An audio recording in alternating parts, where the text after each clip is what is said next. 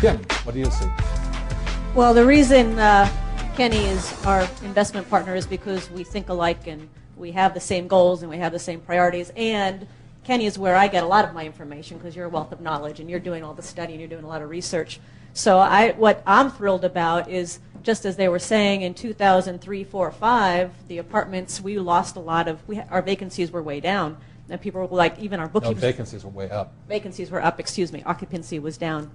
And even our bookkeepers going, well, what's happening, what's happening? And we're like, just keep tight, keep tight, keep tight. And sure enough, now our vacancies are very low and occupancy is high and the rents are coming up now because, just as Kenny says, people are foreclosing on their properties.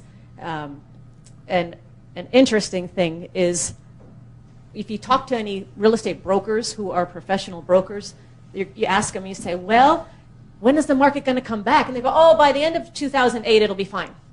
And they're all saying this. If you listen to all the TV talk shows, same with the stock market, oh, it's all going to be fine. Oh, it'll turn around in a year. Well, then I'm listening to Rupert Murdoch. And Rupert Murdoch is Fox TV and now Wall Street Journal. He just bought. And just as Robert says, everything is cyclical.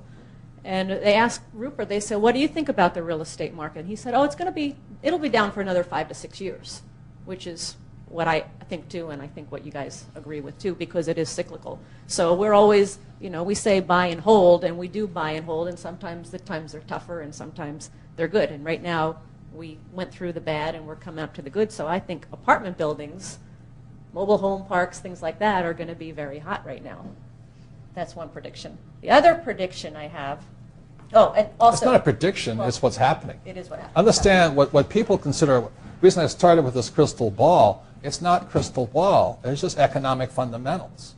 And if you operate by the economic fundamentals and you spot the trends, you know where it's going, it's going. Look, housing is pretty important. I mean, how many people in this room would not like to sleep outside for the rest of your life, you know what I mean? So you'll pay our rent. As Kenny always says, we're the last stop before the street for many, many, many, many people, especially the flippers. So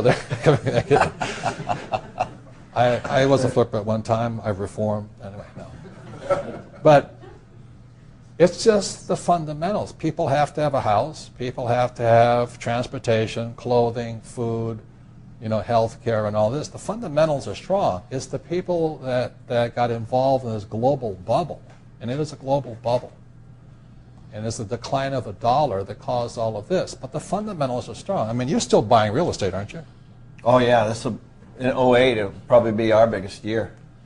Like he found, we were talking about, there's a place between Dallas and Fort Worth. He found an apartment house there, $45,000 a door. Yeah, $45,000 a unit. What's interesting about Dallas and Fort Worth is it didn't have any appreciation. It didn't go through what the rest of the country went through.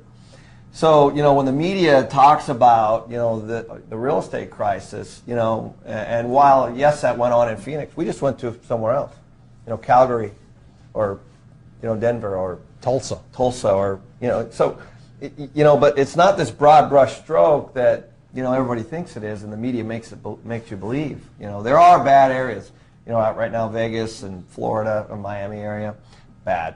But Vegas is going to come right out. Vegas is adding 40,000 hotel rooms next year, and 3 people per hotel room, so 120,000 jobs will be added just in Las Vegas next year. And when you say bad, when you say Miami's bad, Vegas is bad, what's your definition of bad? Yeah, my definition of bad is flippers. Yeah. Well, there'll be a lot of foreclosures there. There'll be a lot of supply on the market and not enough demand. So the supply and the demand are out of whack, and that's happened right now in Las Vegas too. The supply is much higher than the demand, but it'll quickly rebound there. But who wants to move to Miami? Really? I mean, is there any big corporations moving there? Is it, is there lots of employers moving there? The answer is no. It's going to grow, sure. It'll come out of it, but it won't come out of it as quickly as like Las Vegas. Same with Phoenix.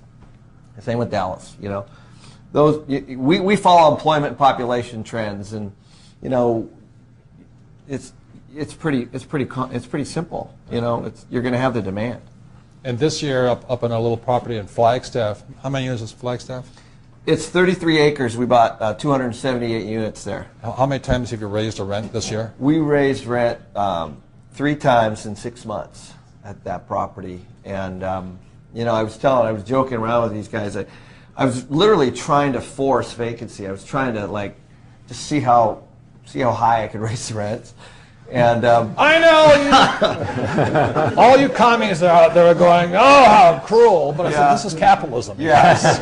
Well, because I knew that, you know, when they pick up the phone to look at the one down the street, you know, they didn't really have much choice. It's supply and demand. Yeah. Right? So, you know, we've raised rents well over $100 there on, you know, rents that were $500 and $600 at the time, $700 when we bought it, and you know, it's doing very well.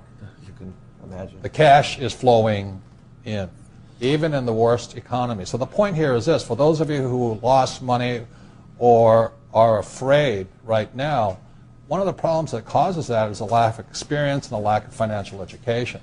But really right now, I say it again, the rich are getting even richer.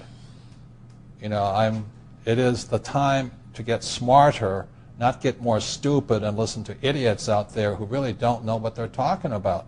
Ken is professional in real estate. We make a lot of money together. We haven't lost any money. We've made even more money since this thing has crashed. And yet all the papers, oh, the housing crisis and this and this, you know, those are for all you losers out there. You know, with no financial education, that's the price. You get, you know what, handed to you. So that's why get smart this year. 08 is a great year, but you've got to see where it's going to be great because other things are going down, right? Yeah, no, which does bring me, people say, I don't have a crystal ball. Well, reality is I do have a crystal ball. I just don't know how to make it work. But I do have one prediction, and this, as I talk to you, I'm talking to myself as well, because there's so much going on, and just as Robert says with financial education, I'm finding I really have to be more on top of things. I have to study more. I have to read more. I have to really pay attention to what's happening more and more because it's changing so quickly. And the information is all out there. It's just a matter of not being lazy and really sitting down there and studying it and talking to people and learning and doing and taking action. So the prediction is, for me, the more smarter I get this year, the more successful I'm going to be as an investor. But nothing's really changed, has it, for you? The fundamentals are all the same. The philosophy is the same. The formula changes a bit with the times, but the basic, it's all about cash flow and finding the good deals, and the fundamentals remain the same. Thank you. Yeah. One last point.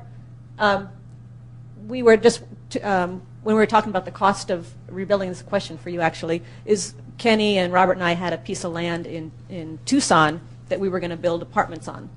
And within like 6 months, the cost of building went up like 50%. Yes. Because such a demand for overseas resources and yes. things. What happened was during the boom time when all these flippers were buying and the market was hot as could be, and the home builders were building, the cost of building went up. You know, everybody was busy, and you know, of course, during that time, Katrina hit, and concrete, well, there's a shortage, and there's a whole bunch of other things. We had some lumber issues, but basically, the cost of the property got too high. We decided not to build it, and so we waited just 6 months, and that's all corrected now, almost 30%. So, you know, before, just to put it in terms, we were looking at like $100 a foot to build this property, and now it's closer to 70. You know, just in 6 months. So I think 2008 is going to be a fabulous year, and I think the more educated we all become and the more we pay attention to what's happening, the smarter we become, the more successful we're going to be with our money and our investments. I think the key for me is to really study, to learn, pay attention to a lot of the details, and just go from there. Thank you.